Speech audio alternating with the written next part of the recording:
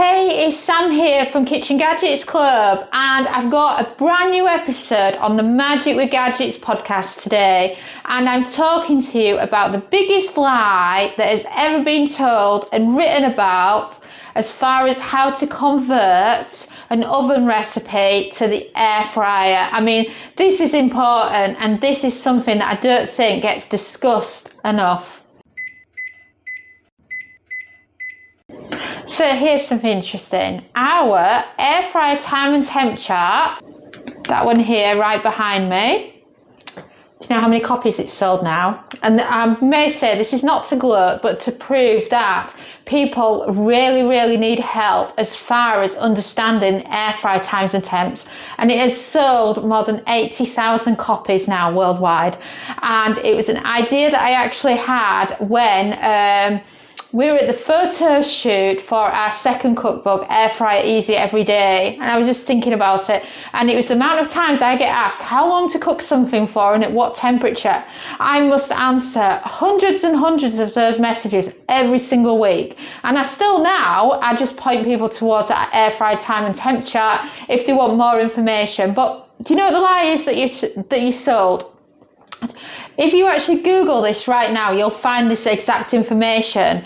But if you put into Google how to convert an oven recipe to the air fryer, you will have AI results and a lot of other printables that will all tell you the same thing, and it drives me crazy. It really does. And that is, it will say to you that it's a simple science formula, and then this will work across so many different recipes. So this formula is oven.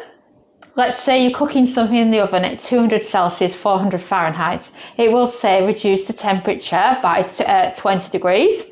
So let's say you would normally cook something in the oven at 200, you would cook it at 180 instead, or 40 degrees if you're in Fahrenheit. So if you would normally do 400 Fahrenheit, you would do 360 Fahrenheit. So it's just moving it down a dial. And that you would just reduce the cooking time by 20 to 25%. But of course, not all foods are equal, and then some air fryers websites will tell you to preheat the air fryer, the next one will tell you not to preheat the air fryer, and it just causes you so many problems. But what gets me is how off this conversion is. And then I get people sending me pictures of the food. And I saw one the other day on Facebook, right? And the food was black. The whole thing was black because they'd followed that conversion. And, you know, you've just got to understand that conversion doesn't work. And I wanted to come on the podcast today and give you some examples of what it's then converting it to in air fryers, and then compare it to our air fryer time and temp chart, because it really is a big difference between the two. So should we get started? I haven't used an oven to cook with in many years, so I will be using Google to tell me how long the normal oven time is for this. And a lot of this stuff is also on the packaging of ingredients, so we can use that as a guide as well. I know the air fryer cooking times very well because I just cook with air fryers and kitchen gadgets, but I thought I better mention that as a kind of disclaimer. So shall we get started and do a compare? So should we start with the whole chicken, because this is a brilliant example. I just found this frozen whole chicken in my freezer, and we're just going to have a look at the instructions on it. So this is a 2.3 kilo. So how good's my maths today? So that's 5 pounder. So if you're in the US measurements, 5 pounds of chicken. And this says on it to preheat the oven to 200 Celsius, 400 Fahrenheit. So if we were to take that down on temperature, we would do it. I would always cook it at 180. So I don't think the temperature difference is a problem. It's the actual cooking time it converts it at. So this is saying 1 hour and 55 minutes.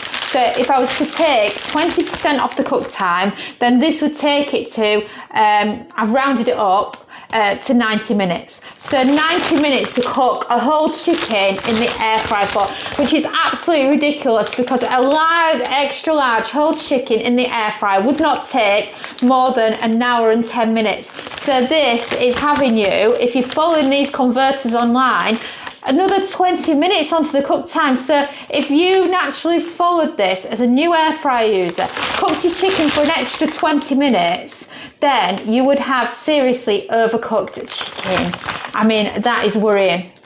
So that's the biggest example I always say, because people say I've overcooked my chicken in the air fryer, it's dry, it's not right, and things like that. But the other reason that makes a dry whole chicken in the air fryer, if you're after your whole chicken tips, is that you do not put butter under the skin. It creates a dry chicken. You use extra virgin olive oil on the outside of it instead, and you cook it half breast side down and then flip it over. So that's another reason why you'd end up with a dry chicken in the air fryer. So that's a good one. So shall I see if I can find something else out of the freezer that's got a cooking time on it? So would you believe it? I actually found, I can't believe I've still got some left in the freezer because they're so good. I've got some IKEA frozen meatballs. They are absolutely delicious.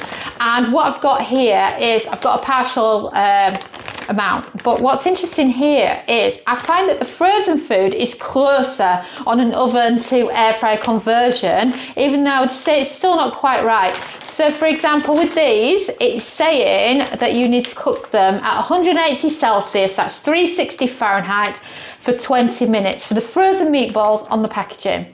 So if you followed the 20% rule, then that would be 16-minute cook time at 160 Celsius, 320 Fahrenheit.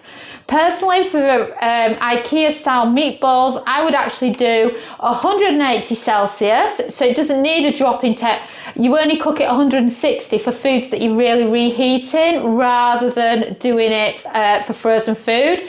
So I'd say the temperature should be the same as the oven, but I would recommend that depending on the size of your meatballs, because you might not all have IKEA ones, the 12 minutes is perfect for cooking them. So again, you're a 4-minute cook time out, and then the temperature's a bit on the low side. But having said that, if you cook them at 160, which is a lower temperature, then 15 minutes might be okay, but you don't have the best texture on them then. So I'd say the frozen food is actually closer to it compared to whole chickens and things like that.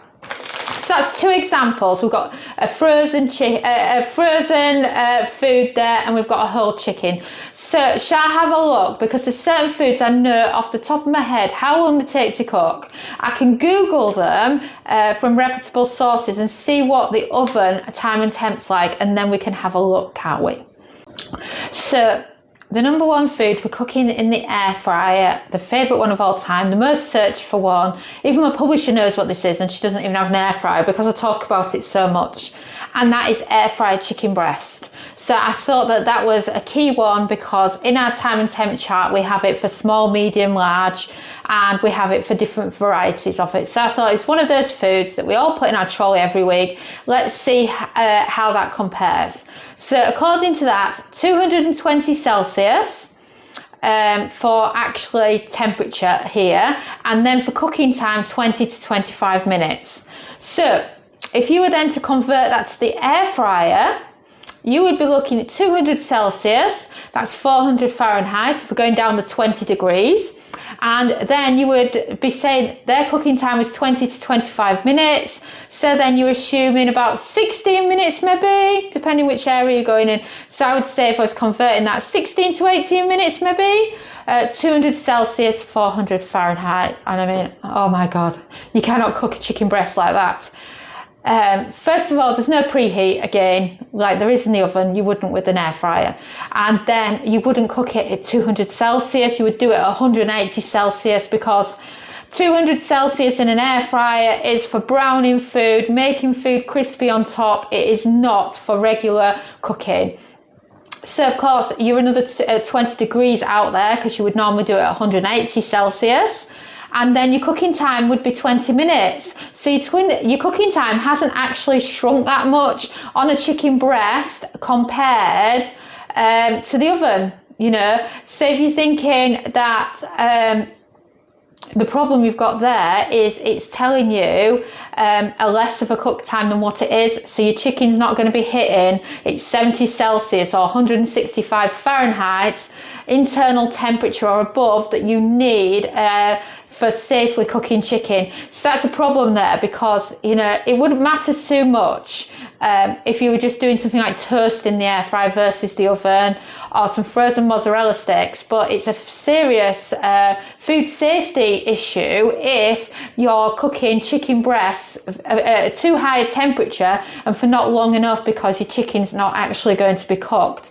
So far, out of those 3 examples I've done, I've only found that the meatballs are close to it, and I've felt the same way when I've looked at other frozen foods as well. Some of them are okay, some of them not so much, but yeah, that is quite worrying, that, isn't it, really? So shall I find another food that we can compare to that's got a different style so that we can see how it compares, shall we?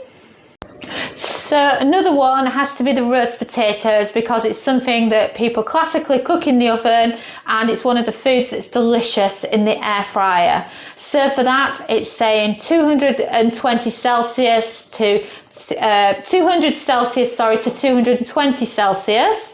So that kind of converts well, because if I was doing roast potatoes in the air fryer, I'd start them off at 160 Celsius, which is 320 Fahrenheit, and finish them at 180 Celsius, which is 360 Fahrenheit. So if you were to take that 20 degrees down, it's really saying 160 to 180. So the temperature is good there. The cooking time, that's what bothers me. It's so vague when you look online for roast potatoes. It's saying for the oven, in a preheated oven, 30 to 45 minutes. Well, with an air fryer, you're talking about 25 minutes. So if you were to go on the higher cook time of 45 minutes, and if you took a quarter of the cook time, it would still be way over how long it actually is when you cook it in the air fryer versus the oven. So that is a really bad one, that one. So again, I'm really struggling to find ones that are actually close to it. But one food I always get complaints about is pucker pies, saying that the packaging time for the oven doesn't match how long I air fry it for. And I have done an internal temperature and my pie is fully cooked inside. So shall we see what the pucker pies says for oven instructions? So the pucker pies say for oven instructions about 180 Celsius, that's 360 Fahrenheit. So I would do that at 160, because when you're reheating food, you don't want to cook it again, so you have to go lower. So the temperature again is good, and it says for cooking in the oven from frozen 50 minutes. I've never found one that takes more than 30 minutes. It depends on the thickness of the pie though, because some can be done in 20 minutes and some are closer to 30 minutes. But again, it's way out, because if you took 20% off your 50 minutes, 40 minutes is a long time for a pie in the air fryer, and it'll end up dried out and whatnot. So that is another example. And then I wanted to do one more example for you of something that I cook a lot in the air fryer, and that a lot of other people do, and that is a vegetable. I've gone with frozen cauliflower because it's one of my favourite foods to cook from frozen in the air fryer in the vegetable chapter. I will grab a frozen bag of cauliflower that I've picked up from Iceland, or any supermarket will do the trick. Throw it in the air fryer and cook it for about 15 minutes at 180 Celsius, that's 360 Fahrenheit. And then I would probably titivate it, or make it better, I should say. So what I will then do with it is I would add some oil and some seasonings and put it back on to make it crispy. But to get it to the point of cooked and warm through and starting to colour, 15 minutes at 180 Celsius, 360 Fahrenheit. So I checked against the oven cooking times, and would you believe it? It actually says for oven instructions 220 Celsius for 35 minutes. So if you were to go by that for the air fryer, that would be 200 Celsius, and you'd be cooking it for almost half an hour, so double the cook time of what it should naturally be. So you can understand why people are loving our complete air fryer cooking guide, because we haven't used a converter. We've literally cooked every single food in there. A lot of the foods in there we've cooked a zillion times already, and they'd already featured in some of our other air fryer cookbooks. We just wanted to be able to give you a quick list so that you know how long to cook your food for in the air fryer. And like I said, these conversions charts, they just don't work. Because they are vague, because you can't say that all food is the same when you're taking it from the oven to the air fryer.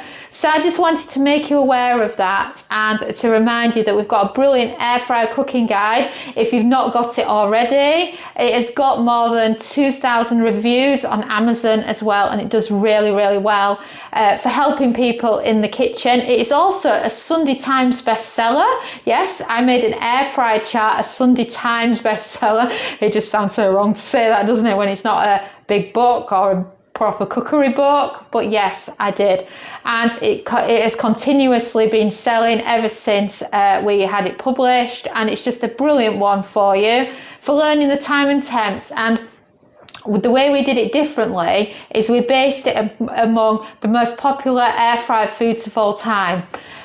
So we checked what you search for in Google the most as far as cooking it in the air fryer, and went with those.